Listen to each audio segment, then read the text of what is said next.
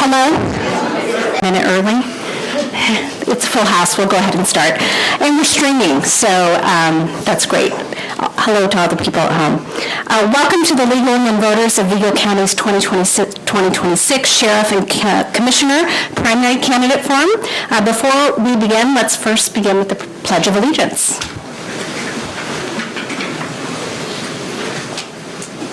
I pledge allegiance to the flag of the United States of America and to the republic for which it stands, one nation, under God, indivisible, with liberty and justice for all.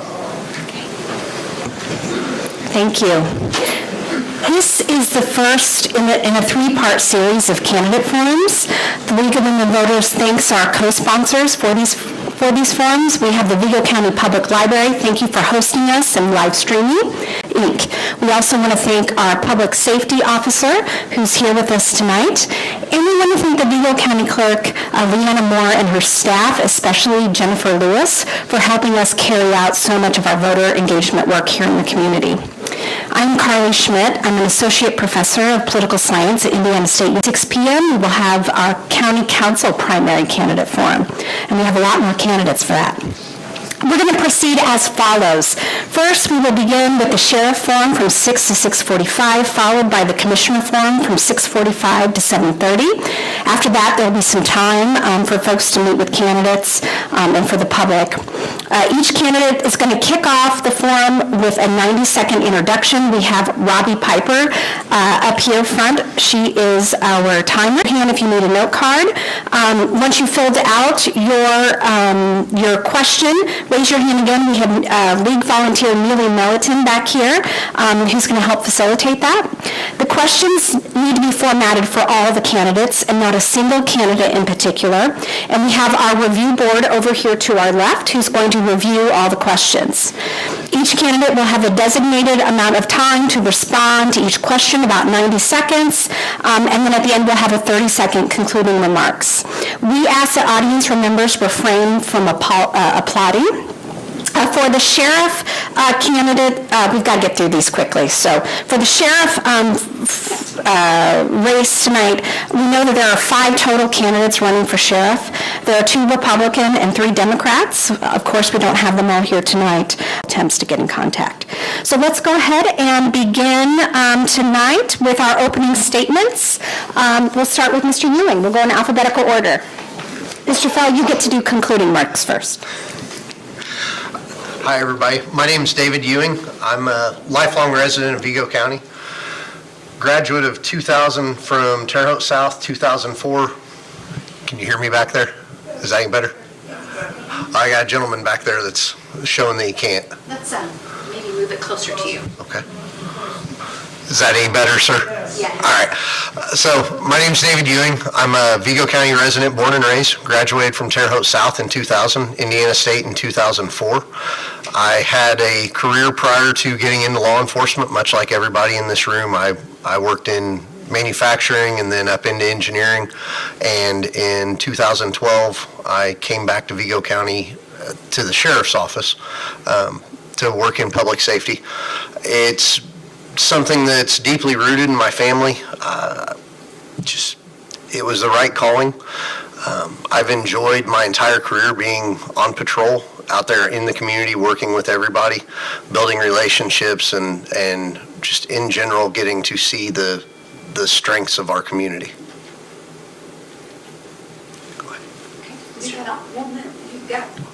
I'm not a huge talker. Okay. Mr. Fell? Good evening. I want to first say thank you to the League of Women's Voters and everyone else who was involved with setting this event up tonight and hosting. I greatly appreciate everyone's attendance and showing the interest in a variety of community races, so thank you for being here. My name is Derek Fell. I'm your current Vigo County Sheriff, and I know we're going to talk about some Sheriff's Office stuff.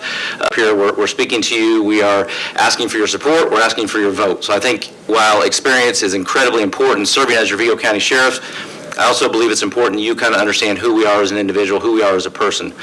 I also was born and raised in Terre Haute, Indiana, lived in Vigo County my entire life.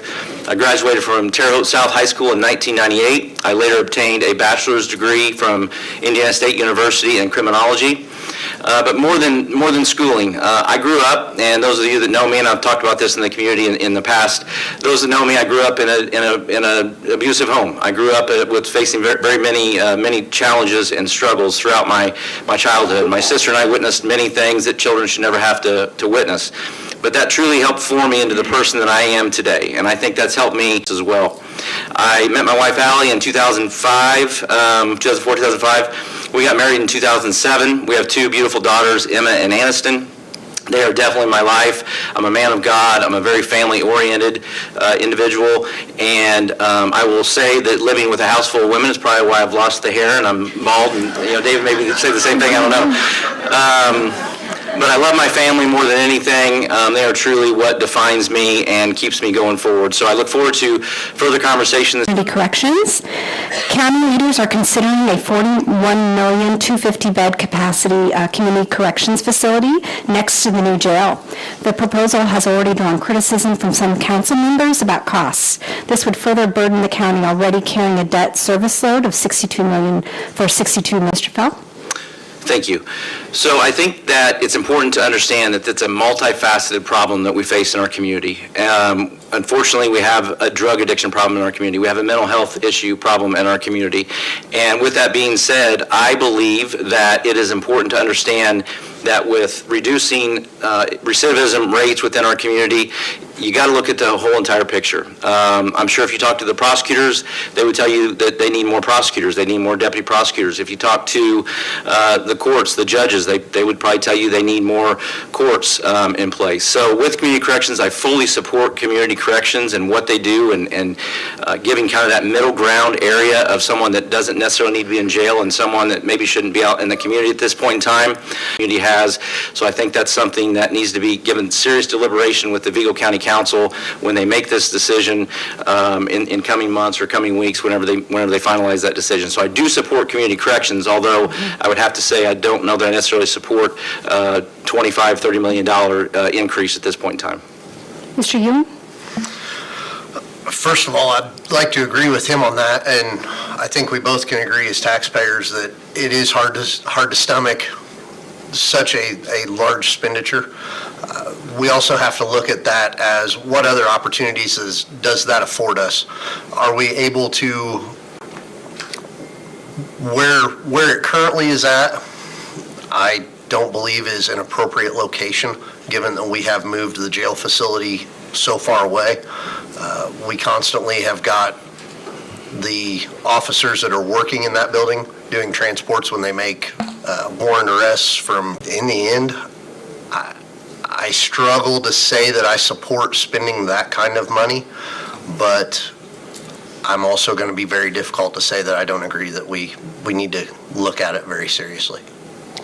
As a follow-up, I'd like to ask, is this simply a matter, we'll do 60 seconds. Mr. Ewing? The question again, I'm sorry. Do you think that this plan for the new facility is simply adding more beds with a different label, or do you think it will have some meaningful impacts on recidivism or our community more largely? I don't think that they're trying to relabel it. I think that it's still going to remain as community corrections. What we've got to look at is that we use that opportunity and those additional beds effectively and efficiently. If it's going to be something that we just use it to push people into and it's not used properly, then I don't know that it is an appropriate move. If we're going to branch out and continue to grow that program and try to reduce our recidivism rate by supporting folks when they get out of jail and they move into that transition, then I think that it is appropriate. Okay, Mr. Fell? I think it's important to note as well that as the Vigo County Sheriff, it's not our decision on whether they enhance, increase, add on to community corrections. I think that's important that we do understand, that we need to kind of stay in our lane when it comes to these items. Doesn't mean we can't have an opinion. With that being said, again, looking at the big picture, you have a state prison system who faces overcrowding issues. You have a Vigo County jail system that faces overcrowding issues, and we're not alone in that throughout the state. There are numerous other counties throughout the state that face overcrowding issues. So from the sheriff's perspective, we started a program, which I'm sure we'll probably talk about at some point, but the RISE program that works on recidivism rates that we face. And finally, I would say that while the number of beds is obviously a double, it's increasing from 125 to 250. There are people, if we're going to be honest, there are people who violate their probation, violate their rules of work. We know as a community that we've been wrestling with overcrowding even the moment that the new facility opened, so much that we've even had constitutional litigation that we've had to face. So when the jail approaches or exceeds safe operating capacity, what specific diversion or release strategies will you prioritize, like pretrial release criteria, work release, expansion, specialty courts, etc., and what will you not do? And Mr. Ewing, I think we'll start with you since it's not just our decision, we have to stay in our lane on that.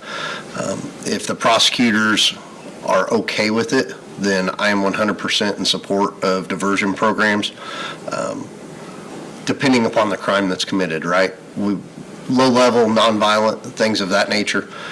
What kind of home monitoring can we do? What other things can we do to get those folks out of jail quicker, to open up the beds, try and alleviate this overcrowding that I think we can all agree it was a problem in the 80s when 201 Cherry was built, and when 600 was being built, we knew it was going to be a problem then as well.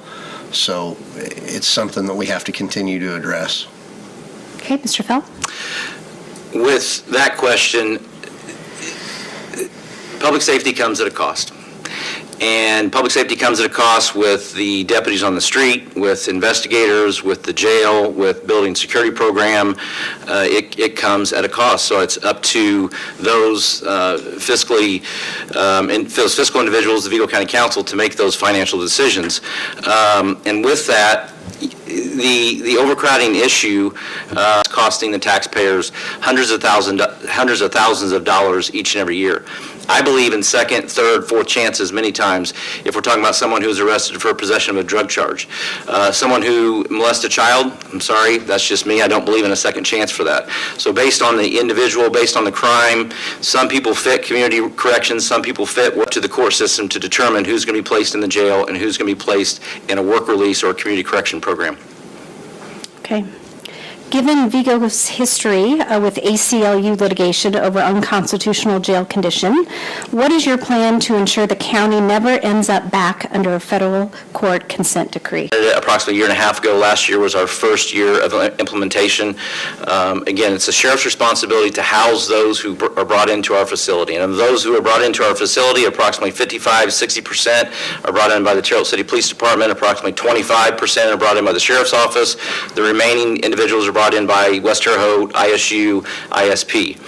So what can we do as a sheriff? We can implement programs within the jail to try to, again, maybe not eliminate, but alleviate some of those recidivism issues. So we implemented this program, the RISE program, I titled it the Reinvestment Initiative to Support and Educate. It's definitely a collaborative effort with the Health Department, the Public Defender's Office, the Prosecutor's Office, different classwork. They help people get a driver's license, employment, insurance. So when they leave our facility, they can be better, productive community members and hopefully not return to the jail. So I think that should be the sheriff's focus of what we can do internally with a program like the RISE program to do what we can to alleviate some of those overcrowding issues and not be in a situation like we've been facing now for the last 10 years or so.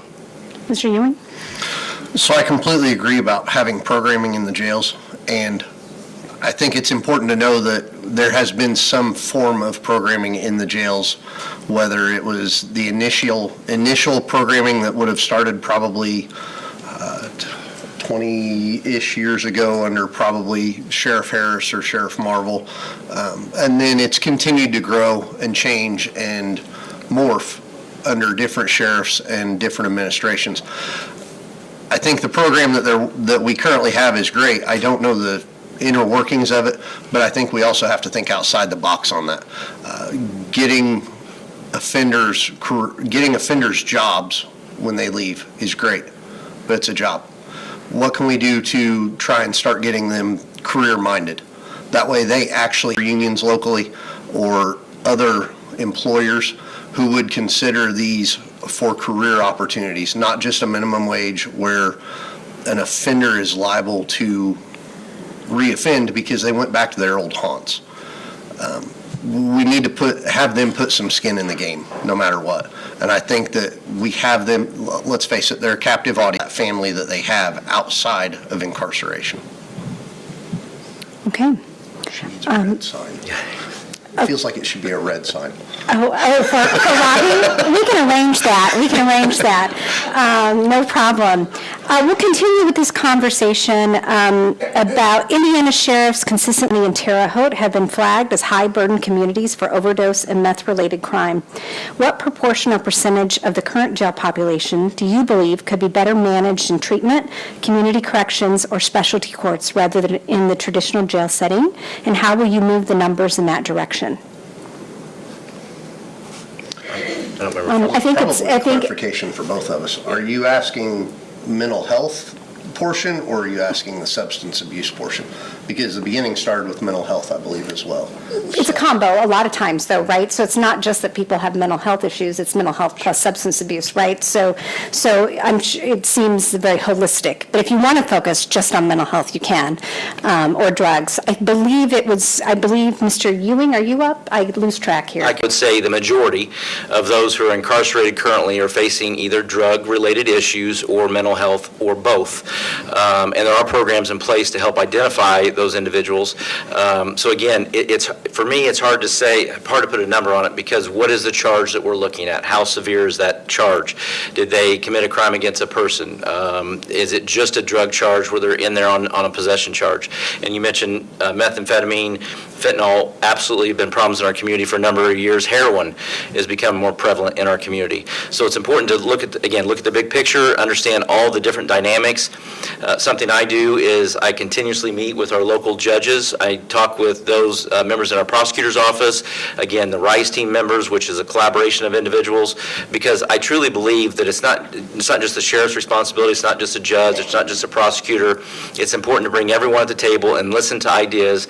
And I can tell you, for me, I don't always have the right answer. I'm more than happy to listen to other opinions, listen to other pieces of advice. I'm willing to explore opportunities to better living conditions for those who are incarcerated in our jail and to better prepare them to re-enter society so they can be productive community members. Okay, Mr. Ewing.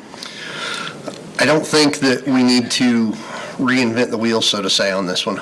We have excellent programming in place. We need to continue to build on it. From my perspective, out on different agencies within our community have said, hey, if you are on a mental health crisis call us. We will come out. We will assist. We need those agencies to have more buy-in. We need to be able on drug use.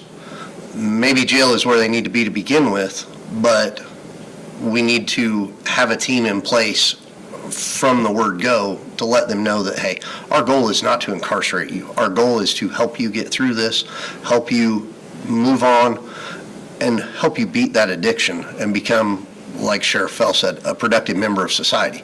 So if we can catch that in the beginning with people being able to go out and not just the imposing police officer that shows up. When we show up in uniform, we are very imposing to people, especially if they're in a mental health crisis. So to have a softer set of folks that can show up and maybe they can work. Mental health individuals. We have responded, the Vigo County Sheriff's Office are responsible for serving emergency detentions. The numbers were usually 80 to 100 to 150 a few years ago. They jumped up to over 400 approximately 3 years ago. Last year they were down to, I believe, around 228, 230. So it's on the decline, thankfully. With that being said, I thought this would be a good point to mention that we are actively exploring the same thing the Terre Haute City Police Department does with a social worker, and we've already talked with and met with the Terre Haute Police Department on that, and we're looking to, if there's any council members in here, we may be coming to you. Do you want to follow up? 45 seconds. Mr. Fell went a little bit over. Well, Mr. Fell went over. We'll give Mr. Ewing the 45 seconds. Go ahead. So what he brought up on the emergency detention process, I think it's important to understand that a few years ago that underwent a change in our state.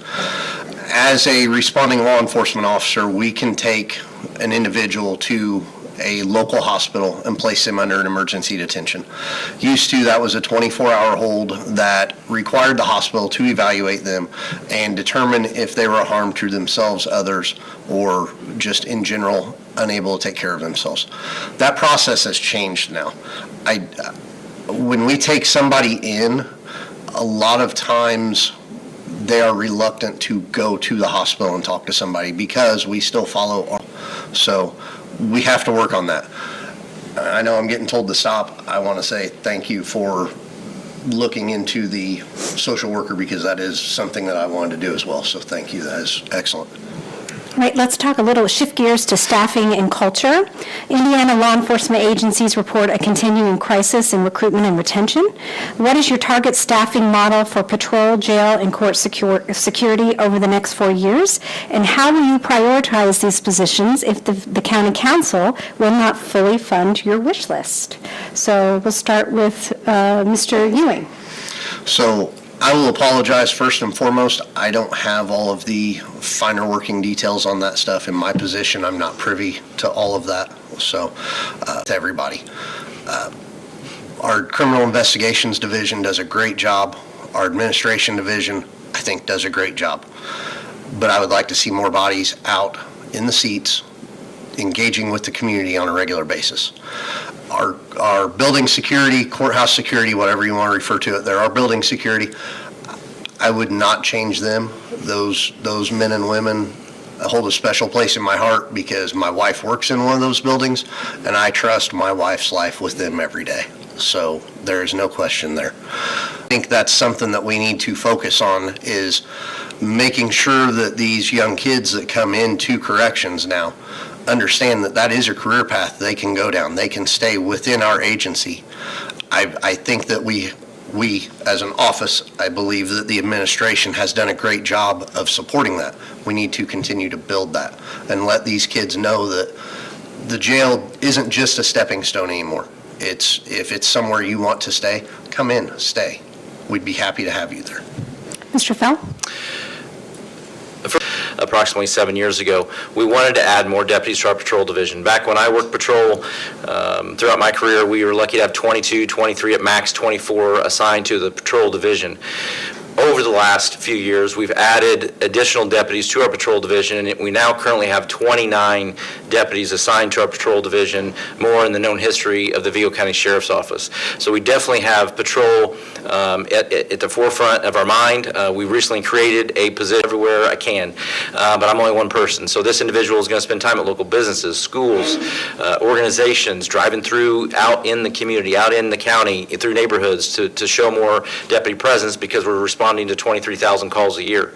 In terms of the jail and building security, it's a problem that we face. And with the jail, we had to lower our hiring age to 18 years old. We've raised it back to 19 years old. It's not a career field that people wanted to get into like they did 10 or 15 or 20 years ago. So it's a constant problem we face, but we do our best to get out in the community to try to recruit the best we can. We try to... about your expectations. We'll take this one first. What expectations will you set for command staff about building a culture that supports mental health, PTSD, and early warning for burnout and misconduct? My opinion to the fullest. We've had numerous conversations with our personnel who are experiencing issues, who are experiencing problems, and that's nothing that's going to change with the culture within the Vigo County Sheriff's Office. We encourage people, whether it be, some people want to speak to a pastor and they want to take the religious route, and we fully support that. Some people would rather seek a mental health professional. Some people want to simply talk to their coworkers, which can be a great tool, a great outlet to talk to someone who's been through what you've been through. So that's something we definitely take seriously. We definitely encourage of all of our staff.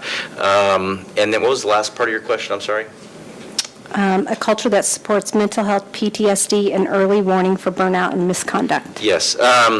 So with early warning for burnout and misconduct, again, I think being a law enforcement, I've read a study where a law enforcement officer experiences 700-800 on that with each other, so that's something we encourage. That's something we're going to continue to encourage, and we are more than happy to send someone for treatment at the professional level. Again, we've done that in the past, and we'll continue doing that in the future. Mr. Ewing?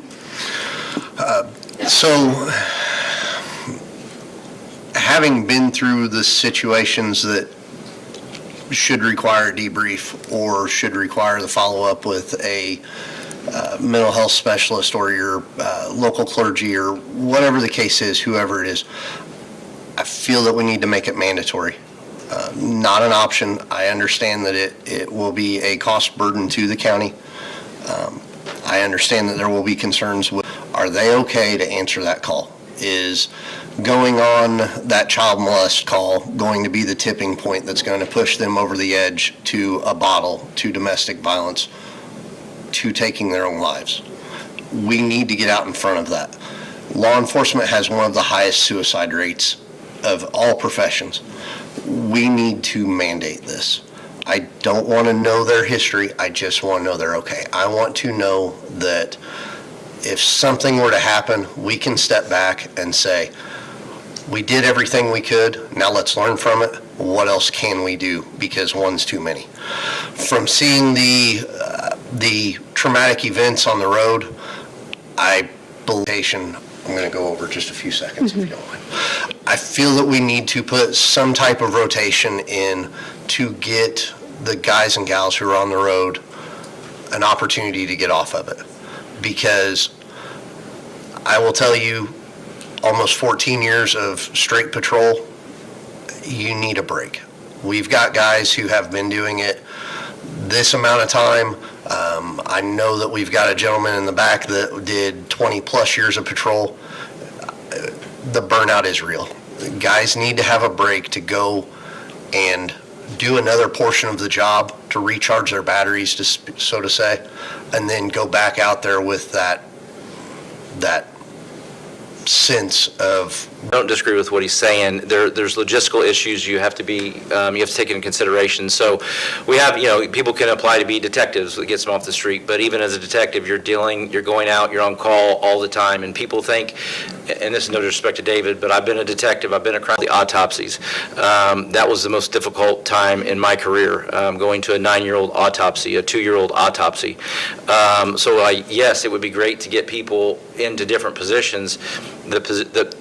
Pretty much everything we do, unless you're an administrator, you are facing death, you are facing issues, you are facing traumatic issues, you're interviewing someone who's been molested. It's unfortunate, but it is absolutely the nature of our business. And I'd go back to what I said before. Absolutely support the idea of being there for our staff, offering them services in anything they deal with. We just had a tragic accident not long ago, and we had a debrief on that where we sent our deputies to discuss what they've seen, and we've done that a number of times throughout the history of the Sheriff's Office. Research patterns of misconduct early and intervene before they become repeated incidents or costly settlements. And Mr. Ewing, I think you're up. I believe this is one where everybody has to have an understanding of the old see something, say something, right? The newest guy on the department or the most seasoned veteran on the department, They need to be comfortable in knowing that they can go to the administration and say, hey, I saw this. Throw up a flag. It needs to be reviewed. We have body cameras. We know this. The incident that was brought to light from a few years ago was on body camera. In that situation, we need everybody that's on scene and administration to review it, get out in front of it, and avoid the large public outcry that you're sweeping something under the rug, because I don't think that's what any of us want to do. We all want to be transparent. But like he said, he's only one person. He can't be everywhere. Nobody can be every single spot. Nobody has the time to review every single piece of body cam footage. Somebody has got to raise their hand and say, hey, I saw something that didn't sit well with me. Somebody needs to take a look at it. That's what I want everyone to understand. Mr. Fell. I've said this many times to our personnel and supervisor meetings and to other personnel. Will change in your vehicle for 150,000 miles, your engine's probably going to blow, right? So I preach and I preach that I want to make sure our supervisors, our administrators are addressing issues as they get to them at a lower level, so that way they don't get to a higher level, that we have to have a heavier discipline, a heavier hand, so to speak. Does that happen? Are we human? We absolutely are. Do we have deputies? Do we have officers who make mistakes? We absolutely do. I'm not perfect in my life. I've made mistakes in my life. But I'm not someone who will shy away from those mistakes. I've disciplined people as a chief. I've disciplined people as a sheriff. And some of those people have been my good friends. And it does not give me any pleasure to discipline someone, but if it needs to be done, I have no problem doing it. I don't feel good about it, but I will do it. Okay, thank you. Counties rely on the Indiana Department of Corrections for reimbursements and on neighboring sheriffs for overflow housing, while also depending on state grants for treatment, technology, and staffing. Confusion between state systems and county realities lands squarely on the sheriff's desk. How will you manage relationships with Indiana Department of Corrections around delayed jail hold payments and the placement of state responsible inmates so Vigo County isn't effectively subsidizing state corrections? Mr. Fell. Yes. I'd love to be able to say I can make a phone call and pick up the phone and say, come get our inmates. That's not how it works. So as the sheriff, you have very little control. We do have Indiana Sheriff's conferences 3 or 4 times a year. We go to those conferences. The Indiana Sheriffs, we have an executive director. It's a whole organization. They do a lot of that work for Indiana Sheriffs to work with the Department of Corrections to make sure that those individuals are not being housed in our community jails longer than they need to be. But at the end of the day, if we have 15 or 20 people who are sentenced to DOC, Department of Corrections, 12 individuals to us next week. So that's an unfortunate situation that we're faced with. The county does receive payment after a 5-day period for housing those individuals, and that goes through to the auditor's office. It does not go to the sheriff's office, but we definitely do. I hate to say this one, but again, with my position, I'm not familiar with the inner workings of that portion yet, so I just got an education on it, and I'm going to defer to Derek on that. I agree with him. Okay, we're going to ask a bigger picture question. Paramount crime-related issue, I would say it's twofold. You see a lot of drug-related crime, but you've also got to remember that a lot of that goes into your thefts, petty thefts, things of that stolen from, and it was because the person wasn't home. We have to be out there and be visible to stop that stuff. We drive down in a neighborhood, somebody sees one of our cars, they may think twice about, hey, theft things. The drug problem, I think we just have to work on that one. We know as a community we have a drug problem. We've had a drug problem for a lot of years. It's not going away. Everyone will say, hey, the marijuana thing, maybe that helps. I don't know. I don't know your feelings on it. I don't have a feeling one way or another. That's above our pay grade. But as it stands right now, it is still against the law. So we just have to work with it and do what we can to work with the rehabilitation on the drug addiction. Mr. Fell?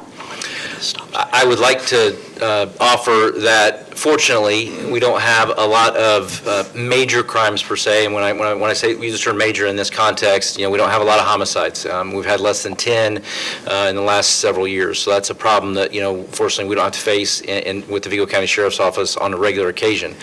I would say that thefts, burglaries, domestic violence, and drugs are probably our three biggest problems we face. And with domestic violence, as I talked about in my opening, that's something I'm very passionate about. I've talked to our deputies. I believe that we take that situation seriously when we respond to those calls.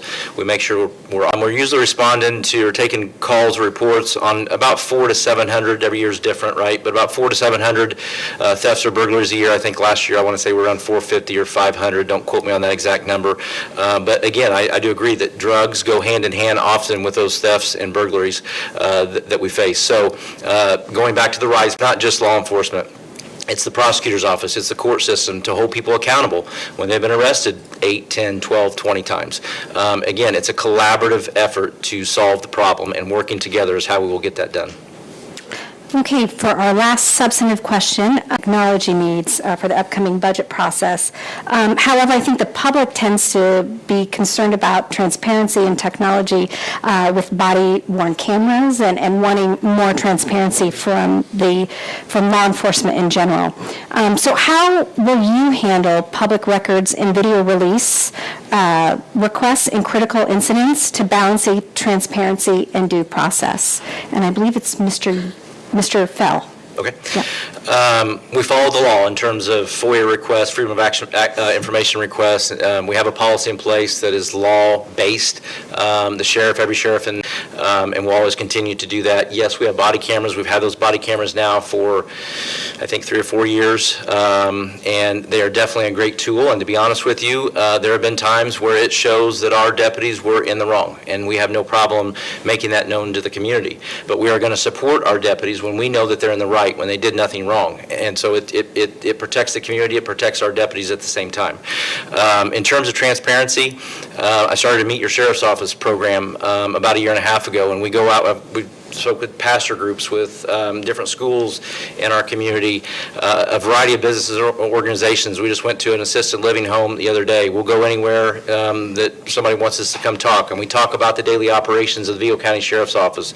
We talk about crime stats. We talk about what we do, and we answer questions. It's an open session for those public members to answer questions of us. The OLLI program through ISU, I spoke at that program for a number of times over the years. So I do everything I can to get out in the community and answer the questions that I can answer. Obviously, there's certain, if we're conducting an open investigation, I may not be able to provide answers.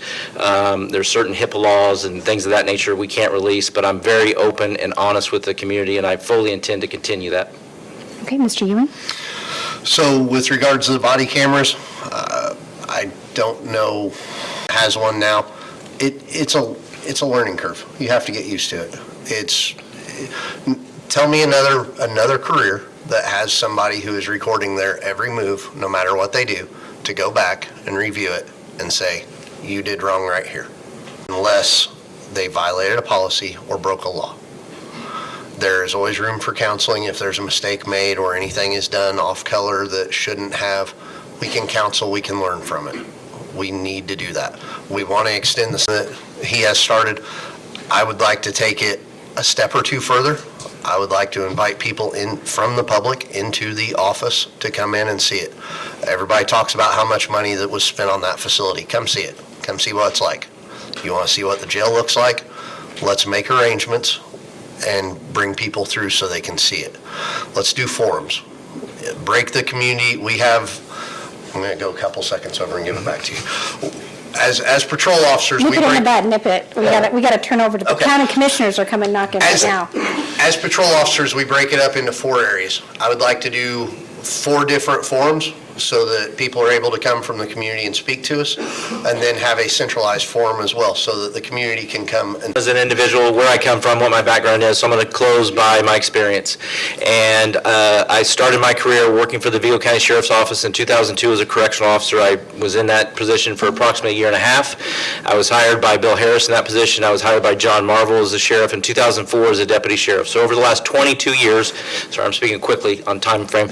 Over the last 22 years, I've spent spent approximately 8 or 9 years on patrol shifts, all 3 patrol shifts. Midnight shift was probably the best time in my career, if I'm being honest. I spent time as a crime scene investigator, a case detective, a cold case detective. I was a wage committee chairman, a wars committee chairman, 5 years as chief of operations, and your current Vigo County Sheriff as a year and a half, and I would greatly appreciate your continued support and your vote moving forward to continue in that service. Thank you so very much. Mr. Ewing. So, I told you earlier, I'm just like everyone else in this room. I came up with a career before I went into law enforcement. So take that into consideration is what I ask. I've been pulled over before.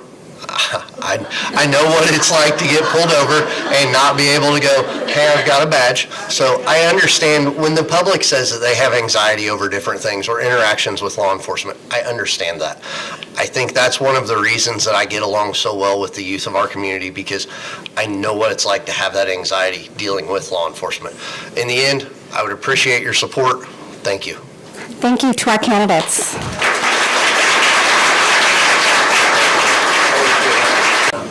Okay, all right, thank you. We'll do a switch out. Thank you, guys.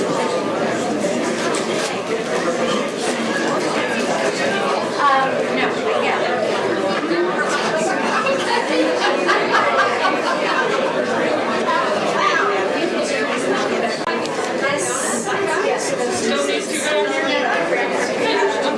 Oh, yeah, you're right.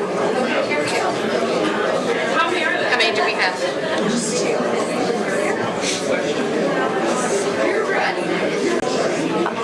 If we could have the county commissioner candidates go ahead and come up. Hi, can I help you? Oh, I'll try.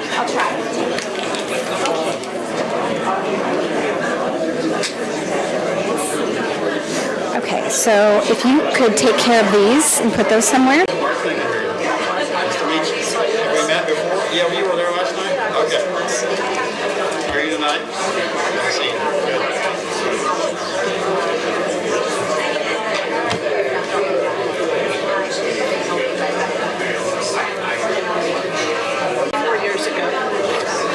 Well, it was just me and one other, Brendan Kearns. I'm sorry? I said, put you in between the windows. Well, that's all right.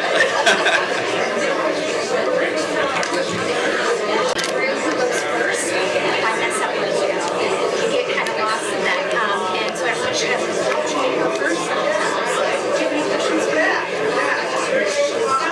Okay, let's get started.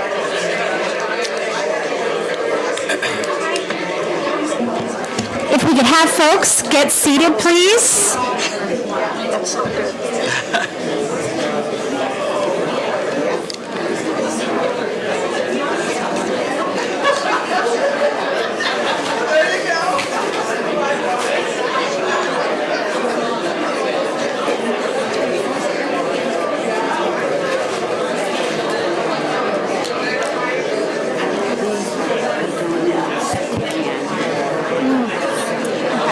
Hi there, are you Mr. Whitesell?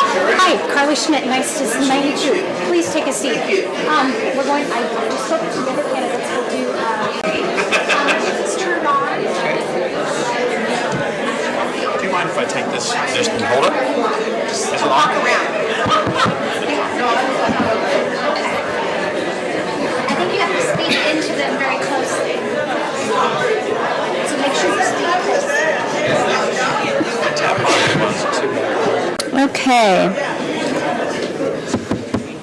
Okay. Hi there, welcome. We're going to follow by the same rules as our Sheriff's Forum. We have 4 of the 5 candidates who are running for County Commissioner here tonight. We're going to start first with Ms. Akimbo. At the end, she's going to do a 90-second introduction. I appreciate and would like to thank everyone who took the time to organize this event and the people who came out to join us this evening. My name is Jody Akimbo. I'm a resident of Vigo County. I was born and raised here.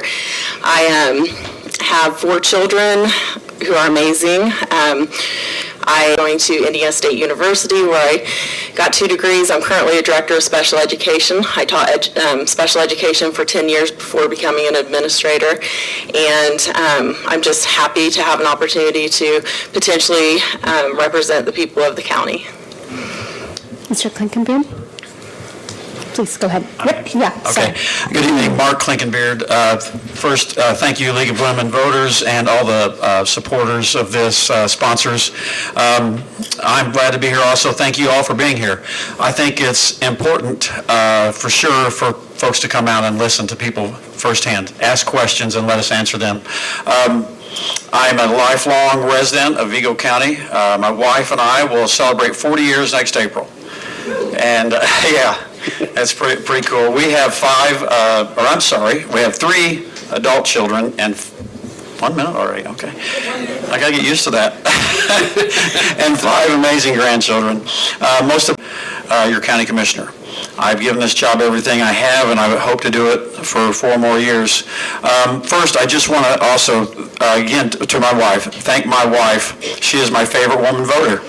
And when we set out on this journey 4 years ago, we decided to do it together, 100%. And she was with me the whole campaign, and she's been with me the last 3 years. She's there at night when I come home after a long 2.5-hour council meeting. And she's there at 4 o'clock in the morning when Dr. Himsel calls me and asks me about the road conditions. So I can't thank her enough. I appreciate y'all being here. Thank you. Now I know who's responsible for all those e-learning days. All right, Ms. Morales. Hi, my name is Lynn Morales, and I have lived in Vigo County for the last almost 40 years. And before that, I was an Army brat, so I've lived all over the world, but I've really enjoyed my time living here, and I consider it home now. Some of my background, I graduated from St. Mary the Woods College with an accounting degree and went on and got my master's in business administration with an accounting focus. So career-wise, I have worked in accounting for the last 40 years, both in construction and not-for-profit and in healthcare. So I'm a number nerd. I really like digging into numbers and statistics and finding out what the story is that it's telling us, and to ask a lot of questions and figure it out.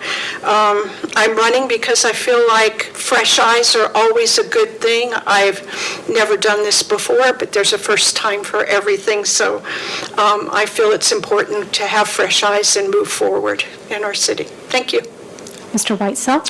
My name is Dan Whitesell, lifelong resident of Vigo County, born and raised south of Riley, still live there, family farm. Retired 35-year building and things that are going on in Terre Haute and Vigo County. Excuse me. I think we also were a Democrat on the county commissioners. That's another reason. I'm going to retire at the end of the year, so I thought it would give me an opportunity to be a full-time, nothing else going on kind of commissioner.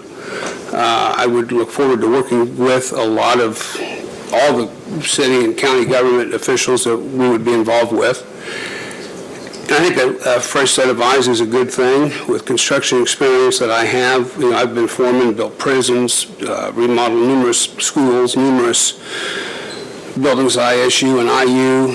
A lot of the buildings were, built in the 1800s, and we refurbished them. I think we need to do that sometimes as opposed to spending millions on new products or new buildings and things. Just assess, if I can be, and look forward to serving Vigo County.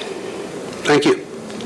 Okay, our first question shouldn't be a surprise to anyone.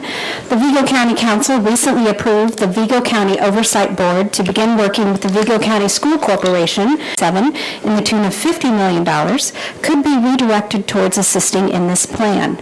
So I have 2 questions for you. 1, do you support the Vigo County Oversight Board?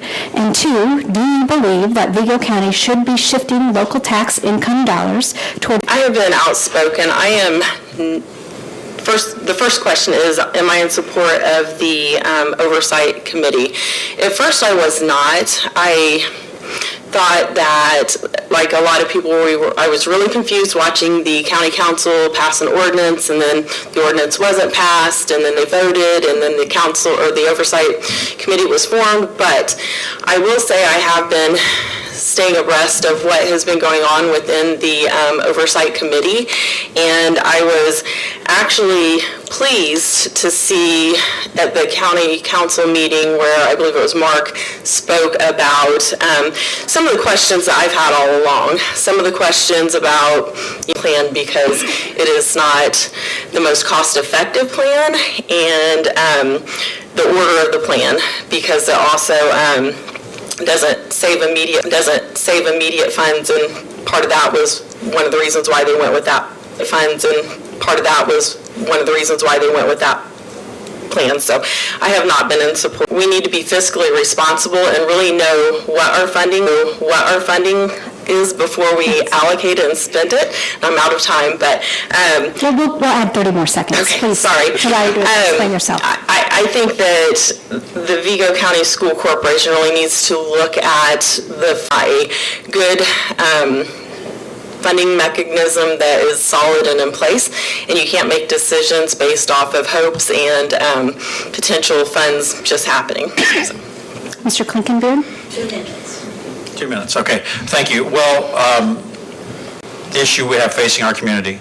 We have so many good things going on, and we have failing high schools that are well past needing replaced. The oversight board, it was a no-brainer. I mean, this oversight board will look at the funds that the county has and see if there's a possible way that we can help. It's an option. We're not saying we're going to do it, but we think there's an option to do that. We know that people are taxed to death with their property taxes. We want to find another way to help build a school that will help the taxpayers. We can use in 2029, all these LIT funds will change. Right now, they're all in separate buckets. In 2029, they will all go into one fund, and the council will have a lot of work on their hands to figure out where they're going to spend that money. Again, we have, the schools is an economic development issue. We see it from businesses that are not coming here because of our schools. It's also important to our taxpayers, like I said, but at the end of the day, it's important to our children. Well, I got into this job because I want to make a better place for our children and our grandchildren, your children and Ms. Morales?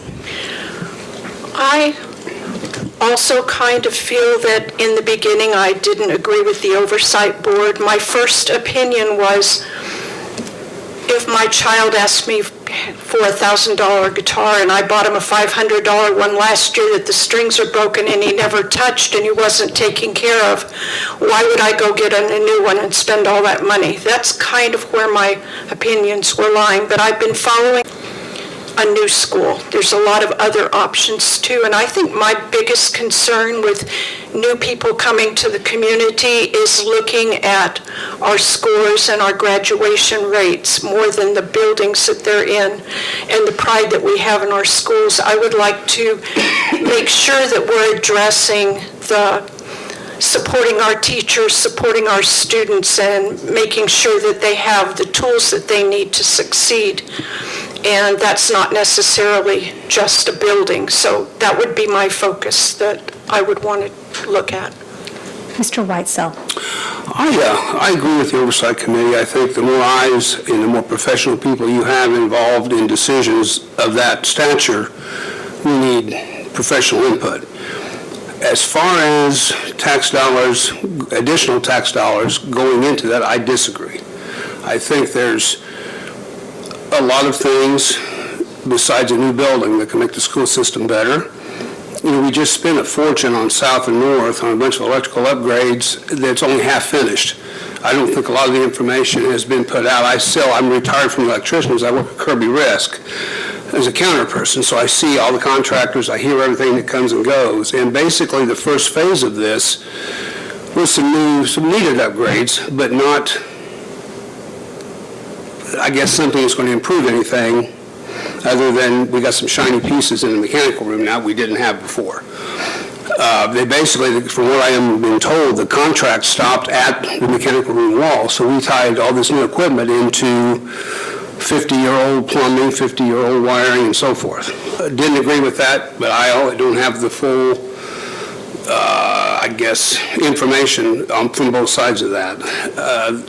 I think a new school, amen, if we can afford it. I don't know that that's going to change the outcome and the output of our students and the quality of our education. So I think we need to look at all options, not just say we need a new school because we want to look good to Plainfield. I have some friends that their kids are in sports, and they say that model, I think, is more cost-effective than taking more of a tax burden on the citizens of Vigo County. Okay, we're going to move on to another big budget item, which is the proposed $41 million community corrections facility. We know that, of course, that some members of the council are concerned about the cost, and so we want to get your view on this. Do you support the proposed $41 million community corrections facility as it's currently envisioned? Why or why not? Mr. Klinkenbeard. Well, first, I'd like to talk about what Community Corrections actually does. It is ran by a fellow named Bill Watson, and they take lower-level offenders into that program. Most of them back on their meds. They help dry them out, and they help get them back into society with jobs and things like that. When I first took this job 3 years ago, we just opened the jail 2 months before. Within 6 months, it was full. And again, most of these, or not all of these, but a lot of these are lower-level offenders that we definitely, like Sheriff Fell was talking about, we need to look at other options. Mental health services that we have. But Community Corrections does a wonderful job. That being said, when we were asked and we worked with the council to look into this, we originally thought that it was going to be a $25 million project. It turned out to be a $40 million project. So we have kind of pumped the brakes on that because we have lots of other issues and needs in our community. So while I totally support the program, I think right now we need to stop and pump the brakes and just kind of see where we're at and try to do everything else we can with all the other tools we have to reduce the jail overcrowding and help the people that need the help with addictions and mental health problems. Ms. Morales? I agree with Mr. Klinkenberg that we need to not be spending the money right now. That $41 million is a lot of money. I agree with what Community Corrections is trying to do and their purpose, and they're doing great things, but we do have a lot of other options in the community, and I want to make sure that we're utilizing everything that's available before we go spending that money. And also, see, the part about the jail overcrowding, I was just reading up on some of that, and I don't have a lot of that information, of course, coming in this new, but it looks like we knew we were going with too small to take our people from this county and pay all that money before we go spend $41 million on something else. Mr. Weitzel? Well, I think everything's pretty well been covered, but I agree. I think we need to back up and put the brakes on the big money. We need to work again with, I'd like to know how the jail all of a sudden was built. It was full before it was even open. And that lawsuit's not over. There's things that could come up, and we may be building onto that jail. We don't know that as yet.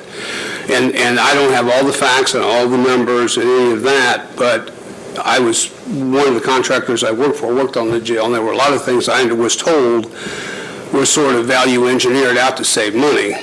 I'm not sure how that came about or what, but yes, I think we need to put money into mental health with what we have to work with now and see what happens in the future if we can do another building of some, or utilize it in the existing building as opposed to spending $44 million on a new one. So that's really as much as I feel I can talk about because I haven't got into all the actual details of that as of And working with children in this county for my first 7 years of teaching, as well as I currently work with children, and I think that we need to have a more proactive approach to things. As an educator, we try to be proactive. It's harder to be reactive and fix things than it is to be proactive to begin with. And I think that the problems in the community with the mental health and with the drug substance use are huge, and all of those go hand in hand with poverty. I feel like We have a lot of poverty within our city. I grew up in the city, I still live in the city, and see it on a daily basis. The median income of our families is not, no affordable housing, drugs rampant, the mental health issues, and even for a person that's a working person who spends a lot of money on health insurance, does not get public assistance to pay the co-pays for the mental health therapies and things of that nature, is just very unaffordable. So I think that we have bigger problems. I'm supportive of community corrections in general, but I don't think building a new building is going to help. What do you see as the most pressing needs for infrastructure or capital projects in the county? Ms. Morales, you're up.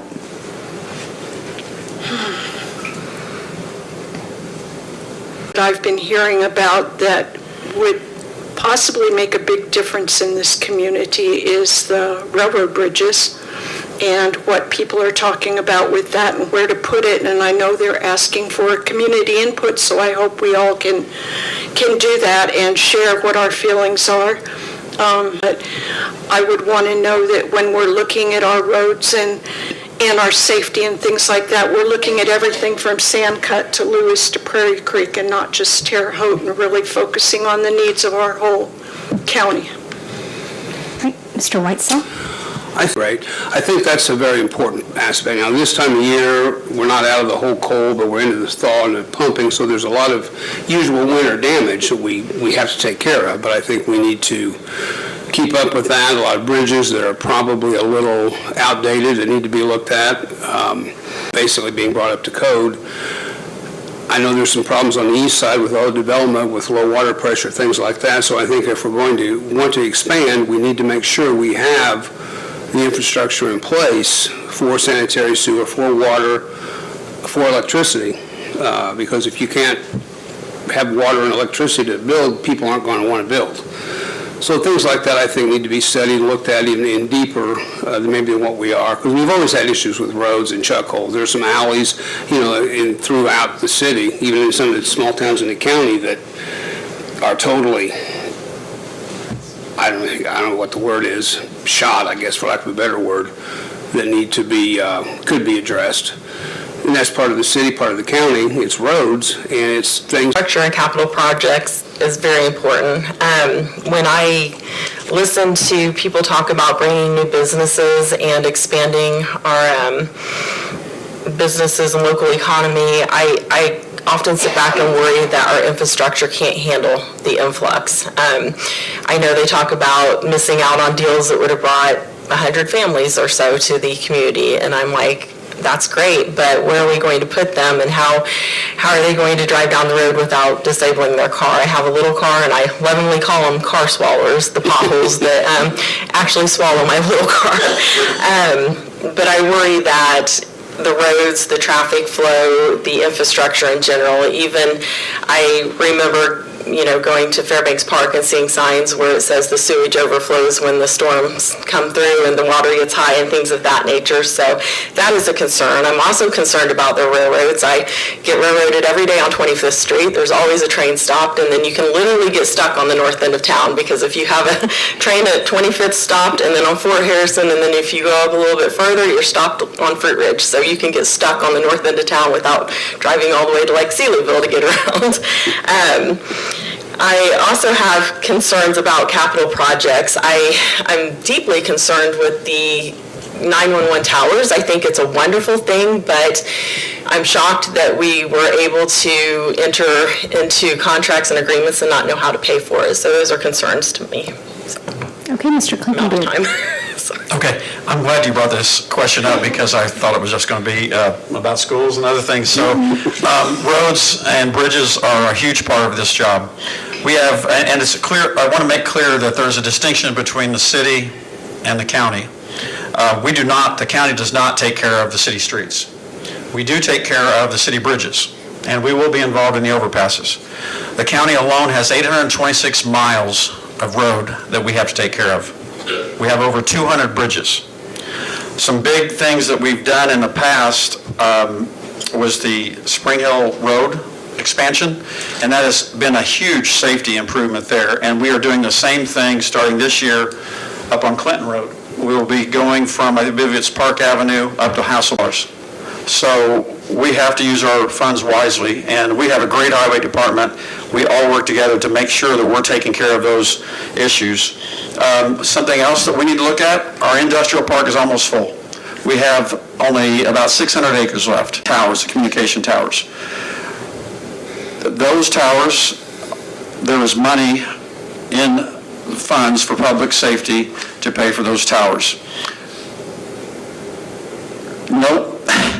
Sometimes there's misinformation out there. I recommended what funds for those towers to come out of, and it's going to be a 3 to 5 year payment plan. So the whole $7 million does not need to come out of there the first year. The first year will be $1.8 million, the next year will be $2.4 million, and the rest will be in the last third year. So, I'm going to interrupt you there, sorry. pardon, that's okay, just wanted to clarify that. Okay, we're going to switch gears a little bit. I believe, Mr. Whitesell, you are up. There's a question from our audience. What are you going to do to stop data centers in Vigo County? This is a funny question, but it's not so funny to so many of the communities across Indiana who've been banding together across party lines. And so I guess I'm going to reframe the question. What is your position on data centers in Vigo County, and how would you respond to a group who wanted to bring data centers here in your role as commissioner? I've not really heard anything about that necessarily. Just to do with Bitcoin mining, that kind of building several. Honestly, I would have to have more information to honestly be able to answer that, because I'm not really up on any of the topic with that, or I've really not heard anything about it. So honestly, I can't give you a real educated answer on that. Okay, Ms. Akimbo? I am to be very selective on what businesses we bring to our city and county. I think that we have to, before we make any major decisions on something such as that, we would really need to know the impacts that could have, the negative and beneficial impacts. I feel like about the impacts on environment and how that would long-term impact us as a community. Mr. Clinkenbeard? Well, we all like our cell phones. So if you like your cell phone, data centers are coming. And they're coming throughout the state. And then the interesting thing about data centers, they're not asking for abatements. In fact, they're willing to give millions not next to homes. And I am definitely would be for a data center, and I believe my fellow commissioners are too, because we see the benefits that they would bring. There are some concerns, and I understand those concerns. But I think once you start doing your research on them, you'll find that a lot of those concerns are unfounded. So yes, I would be for bringing a data center to the county. All right, Ms. Morales? I also knew nothing about the data centers. I have heard enough about them just from an environmental standpoint, and that does concern me, but like Mr. Clinkenbeard said, I would need more data. I didn't know the things he said about not asking for abatements or where they're going to be. There's a lot of information we don't have to answer those questions right now. But I think we do need to ask those questions and get those answers before they come here. Thank you. Okay, much of the work of the commissioners involved and work through issues, especially when you might not be aligned on budget priorities. I believe, Ms. Akimbo, are you up? Yes, I believe you are, yes. Okay. I'm very disappointed seeing how some elected officials have acted when it comes to disagreeing. I don't think that it puts a good light on our community and our governing bodies, as well as it does not teach our children how to act appropriately and agree to disagree. Pounding on podiums, saying, choice words and threatening people and things of that nature, all of the things, learning how to disagree appropriately is something that is very important to me, and I believe that you need to have good working relationships with people. I think that there's a lot of discord right now, and I would hope that I would be able to bring some unity to that.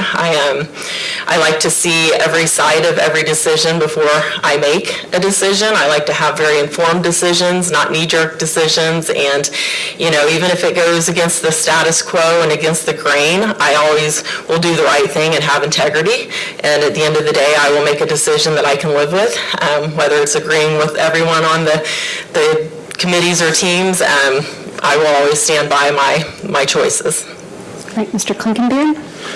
Yes, I've had the pleasure of working with the council for 3.5 years now.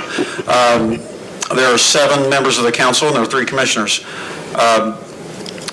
Those council members change every 2 years. So I believe it's important to work with the council. I have been talking to them today. Contrary to what you may see on social media or things like that, just because we may disagree on some things does not mean that we're not working together. For instance, there's an issue with warming centers. And we have been working today, the commissioners are in support of funding the warming centers, and I believe the council is too. And we have been working with them today to come up with a solution, and we believe that we will work through that solution. So, it's tough when you have emotional things that come up, when you have things that are very important to the community, and things that are being said by some are not true. Sometimes you have to call them out for that, and I have no problems doing that. I believe, though, that I have bent over backwards to work with the council, and I will continue to do it in the future. Ms. Morales? I think the council and the commissioners have to be all part of a team that has been voted in to represent our community. And there's going to be a lot of issues that people have different opinions on, and they should get along and figure out how to make those things work and dive into the details and figure out what the answers are without any kind of discord. People don't always have the same opinions, but that doesn't mean we don't have to get along and work together. And I think I'd be able to do that very well. Mr. Weitzel? Yeah, I don't foresee it being a problem. I've been in construction and we have to be professional. There's got to be some give and take to move forward, so I can promise you there won't be any issues for me at all. Okay, we have a couple more questions I'd like to get through, so maybe we'll bump our time down to 60 seconds, Robbie, for the timer. This is for Mr. Klinkenbeard. How will you utilize nonprofits in our community if you are elected? Well, there's a lot of need in our community, and we hear from a lot. Commissioners were vital in where these funds went. Using those funds, we were able to expand child care. We were able to also work on the housing crisis, although it's not a nonprofit. But also, we were able to help Manna from 7 with a truck that enables them to save money in going to Indianapolis to get food. So we have a lot of great nonprofits in the county. We're happy to work with them, but we can't fund every nonprofit. We can help once in a while. And I think it's a case-by-case basis what we would be able to help them do and what is the greatest needs in our community. And I believe the not-for-profits can also help us in the community as a resource to reach out to people and to make things work smoother in the community, like 14th and Chestnut, like we're working with the children that have this. So I think we could work as a team for a lot of things like that. Mr. Weitzel? I believe we could also work as a team with them. I think we could also maybe, as opposed to just handing out dollars, we could maybe organize some events, some charity events, and fundraiser things to bring more awareness to all the programs and things that are out there. And a case-by-case basis is definitely important. You know, we need to make sure we're not doing any favoritism. We are an elected group. We can't put all our eggs in one basket because, you know, just we need to look at, I guess, all the facts. This is about the biggest answer there I can think of is just case by case.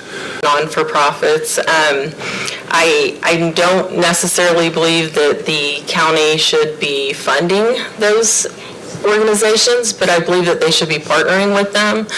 There are so many benefits that they bring to the community, and, you know, even from things like Team of Mercy, things of that nature. I had a family member commit suicide, and just having an organization to come alongside a family and help clean up after that and take away some of the burdens on the family. Organizations that help support mental health, the food pantries, things of that nature. I believe that the county should work hand in hand with those. I don't believe we should fund them necessarily, but help them with their fundraising supports and efforts and support them. Okay, our last question of the night. Ms. Morales should be on deck. If you are elected commissioner, will you push for a moratorium on carbon sequestration? Thank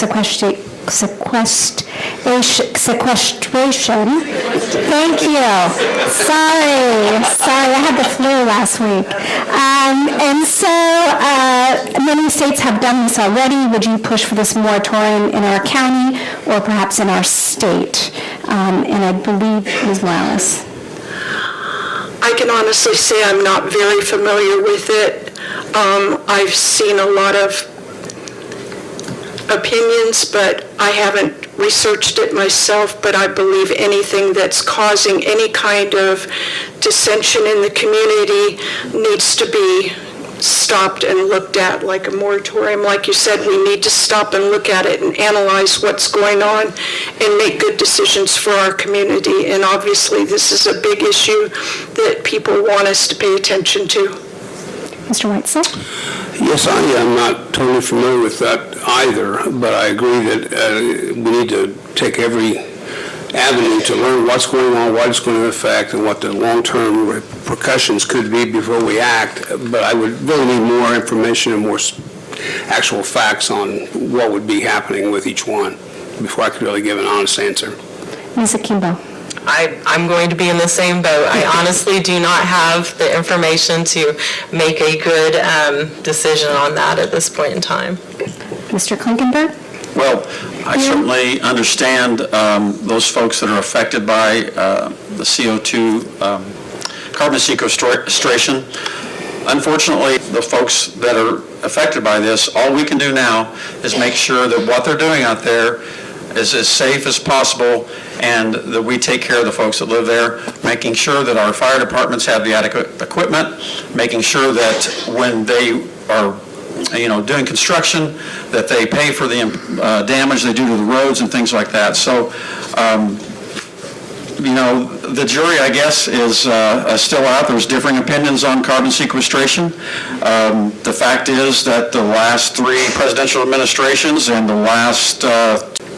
Okay, we will conclude with a 30-second concluding remarks. We'll start at this end. Mr. Whitesell. Well, I would again like to thank everyone for being here. It's a great opportunity to get some names out and some opinions out. I would definitely like to see more transparency, more things that some of these items I hadn't really heard of tonight, and I tend to do a pretty good job of watching the news and listening. So that would be one thing I would like to see. Thank you. Ms. Morales? I want to thank the League again, and your participation really matters. And I also want to thank everybody that's up here at this table, because it's not easy to put your name out there and your face out there. It's very difficult, but it means that every one of us are giving the voters a choice, and that's so important. I believe from my perspective, from a finance background, I could bring fresh focus to the commissioners team, and I hope you'd consider voting for me. Okay, Mr. Klinkenberg? Yeah, I want to echo what Lynn said, and I wish I would have brought that up sooner, but I want to thank everyone up here and all the sheriff's candidates and anybody who puts their name on the ballot. let me tell you, it's a lot easier to sit out there on social media behind a keyboard and complain than it is to get up here and be nervous and answer questions that we don't know what's coming up. So it's this county. We're going to get things done. We're going to get our schools improved, and we're going to continue to bring businesses here, and we're going to continue to collaborate with the mayor, with the council, with the state legislature, and the federal government to make sure that Terre Haute is the best it can be. Very important to me that just want to leave with you is I believe transparency is very important. There needs to be open dialogues and access to leaders and ability to have communication. Fiscal responsibility, I think that we need to make sure every dollar is accounted for and the funds are verified before we make commitments. Common sense, solid funding in place, not hope and assumptions, and people first, really protecting our people from the high taxes and making sure that we are managing our tax dollars in a responsible way, and also making sure that the voices are heard from every group within our community, not just a select few. Let's give a hand to our candidates. Thank you, everyone. Two things. First, we have the county council next Tuesday here at 6 p.m. Bring your questions for that. The second is that our Vote 411 voter guide will be going live in the next few weeks, so be looking out for that to see how the candidates respond to various questions. Thank you. Have a good evening. Mark, it was really nice to meet you.